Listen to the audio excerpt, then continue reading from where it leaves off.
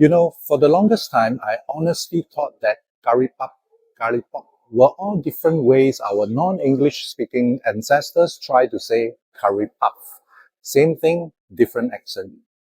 But as I dug into my own memories, I realized that these little delicious pockets are actually very different, especially the crust.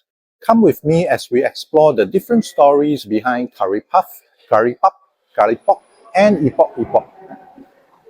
Many tourists come to Singapore looking for chicken rice and chili crab.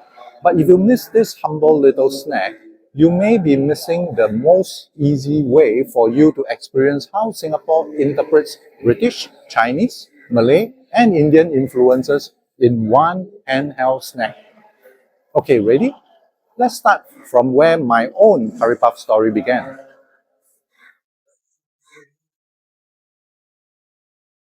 Eat, see, guide. My first real crush on a curry puff didn't start at a hawker center. I was about 10 when I first tasted a curry puff from a bakery. The style of puff pastry was airy and flaky, something that is tied to British or French puff pastry. All those butter layers, very light and crisp. This is probably one of Singapore's earliest puff pastry versions. A proper baked pastry shell hugging a local curry inside. Polar Puffs and Cakes is one of the OGs in the business since 1926. And that sets the baseline in my head. This is curry puff. Until another memory completely rewrote that definition. Fast forward a couple of years, I'm about 12, being brought to the Rex Cinema for a movie, all excited. But honestly, I couldn't remember anything about the movie. All I could remember was being treated to a hot, chunky puff being sold round the corner at one of the stalls. It was so famous that it was called Rex Curry Puff back then. Today, Old Chunky is an established brand and this is their main cafe that ties to that bit of history. Old Chunky Curry Puff crust is crumbly, more like short crust pastry than a delicate puff.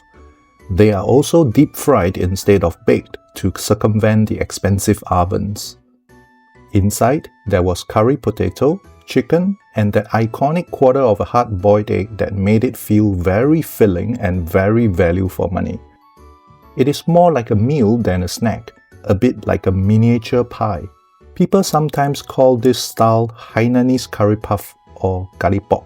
The name is also used for the Elvis Presley hairstyle in the 60s and 70s because of the similar shape. I also remember buying Karipok as a snack in school, but they were smaller puffs from the Malay makcik. Then I learned that they are actually called Epok Epok. Perhaps that's where the Chinese Karipok probably picked up its name and not from the failed pronunciation of puff. Look closely and you can tell the crust is different. The dough is simple water-based dough, flour, water, a bit of ghee. After frying, it becomes thin, firm, and slightly chewy crisp, not crumbly like the short crust, and not flaky like the British puff. They are usually smaller, which is dangerous because one is never enough. And that means you get to try two classic fillings, kentang, which is curried potato, and chili sardine, both very Malay in spirit. There's a theory that the word epok may come from the idea of folding, because epok epok originated from Portuguese empanadas, which also means wrapped in bread. Then there's another memory. Post-swimming, standing in front of an Indian Muslim store, eyeing a tray of flat triangular puffs. These were the karipap I grew up with, the Indian-style ones. Compared with the others, the crust is also different. Ultra thin, almost like edible glass when fried. You take a bite and it just shatters. The filling usually has minced mutton or chicken, and like epok epok, they are often served with a spicy, slightly sweet sauce. You can actually taste the Indian pastry influence here. Similar spices to samosa, but the dough has less fat and less structure, so it feels less bready, more snacky. Just when I thought I've seen all the crusts, I found another one. Enter the spiral curry puff. The crust has these beautiful concentric rings like a fingerprint made of pastry. It comes from laminating an oil dough and a water dough, then rolling and slicing to create these spirals before wrapping the filling.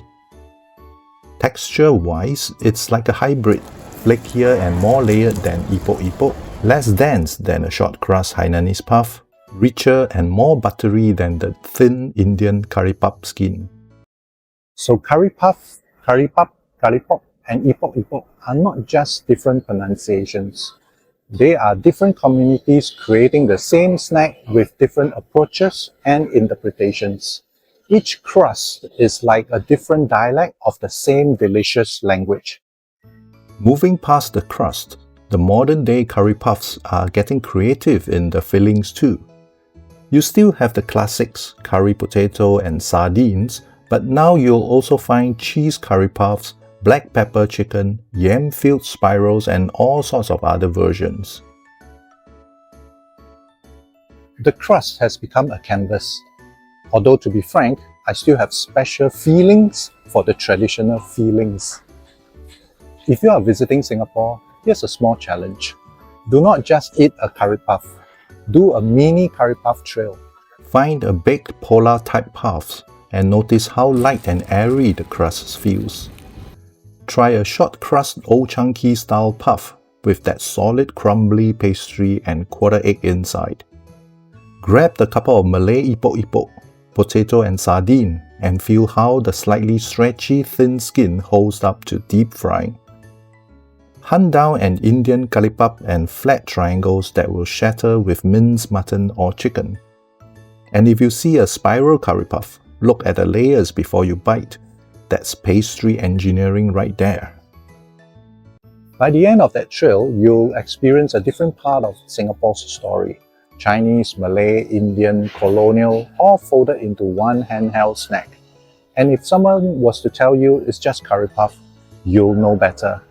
So tell me in the comments, are you team curry puff, team Karipap, team Karipok, or team Epok Epok? If you like our content, subscribe to our channel and check out the other videos. Thanks for watching.